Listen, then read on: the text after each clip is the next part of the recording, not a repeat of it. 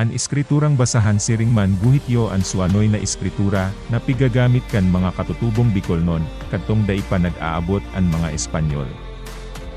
An nasabing basahan kan mga prehispanikong Bicolnon may tolong tiyaw, a, I, o, asin kag limang katanog, ba, ka, da, ga, ha, la, ma, na, nga, pa, ra, sa, ta, wa, ya. Alagad an siring inapod na abugida, hulita an mga bugas o silaba igdi pirming magkadukot an katanog asin an tiyaw.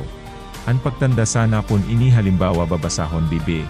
Iguang kaldit sa wala kaini asin kun babasahon na bubo, an kaldit yaon nakakaagsato kaini. An basahan kan mga gugurang na Bicol, iguang isinuway na katanog na r, na mayo sa basahan kan Tagalog, baybayin, asin Ilocano, Cordita, sabi ni Scott. Kayto an apo